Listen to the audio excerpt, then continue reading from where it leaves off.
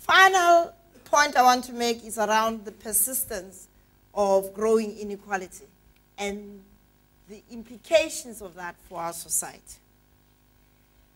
In 1989, Francis Wilson and I published a book called Uprooting Poverty, the South African Challenge.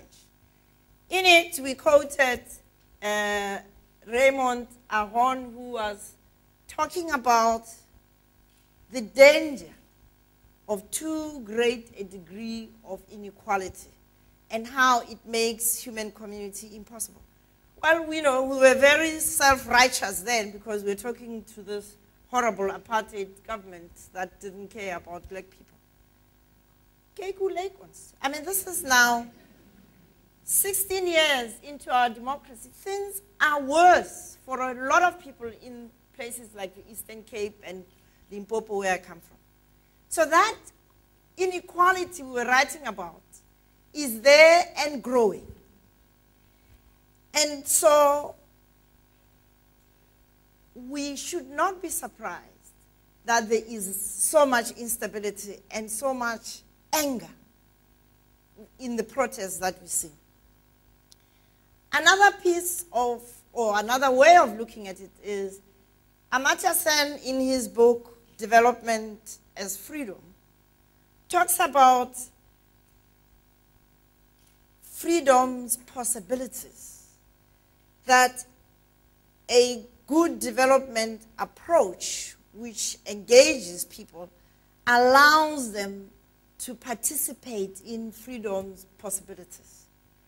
Now, when you have a government that believes that you deliver a house, you deliver this, you deliver the other thing, and of course, the tenderpreneurs have got their lives made in the deal, you cannot then translate this freedom into possibilities for ordinary people.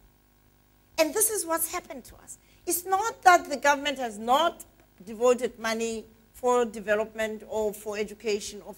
It is that the process of development has been an entirely wrong one, and it's happened on your watch. You and I were watching it.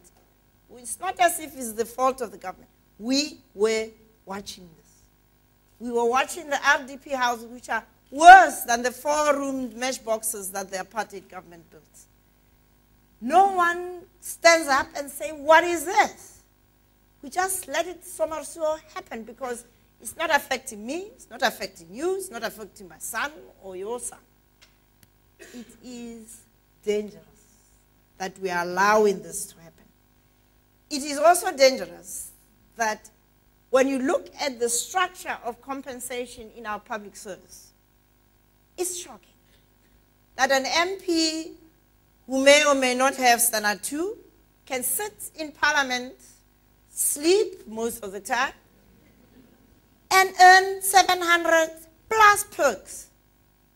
A teacher with a degree and a diploma and 10 years plus experience gets no more, if he's lucky, 150,000 rand. And of course, for good measure, he will also get 700 for housing subsidy. I talked to Wilmot James, who's a former professor here. He's an MP. He gets 10,000 rand car allowance on top of that 700,000. Okay? Now, what kind of society is this that can reward political appointees at the expense of professional people who are in the business of human capital formation? Are we surprised?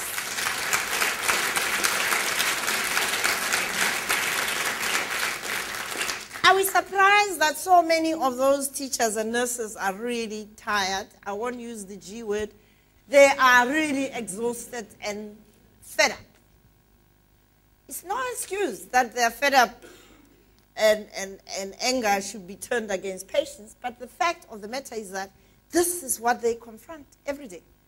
They're living in pondoks, in shacks, and so on, and their Royal Highnesses are living it up in Mount Nelson and so on. It's just unacceptable. And why are you and I tolerating this? We are the citizens. We are the shareholders of South Africa Incorporated. It is being undermined every day by this kind of crazy structure of public service compensation. We need to stand up and say enough is enough about this. I don't think 8% or 10% will do it. We need a restructuring so that we can allocate our resources in line with our priorities as a nation. Unless we say our priorities are to support people who grandstand in our society. I know some of the politicians do a lot of good work, but for God's sake, they are there to serve you and I, not the other way around. And so I really believe that we need a fundamental shift, because ours is unfinished business. We deliberately chose not to put socioeconomic rights and redress of those rights on the agenda of the Truth and Reconciliation Commission.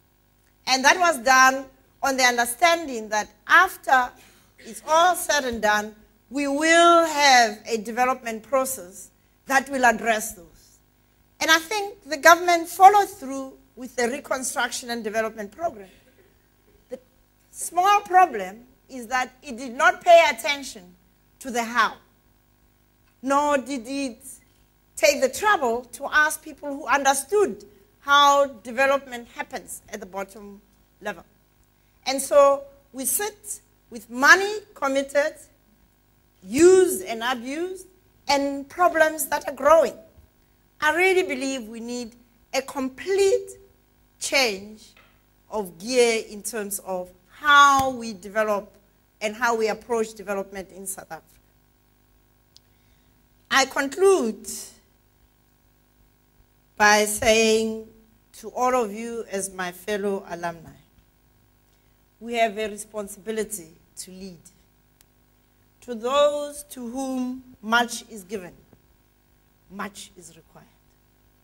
We need a social movement to address the challenges that undermine our success as a nation that I continue to believe is destined for greatness. Education is the #1 challenge.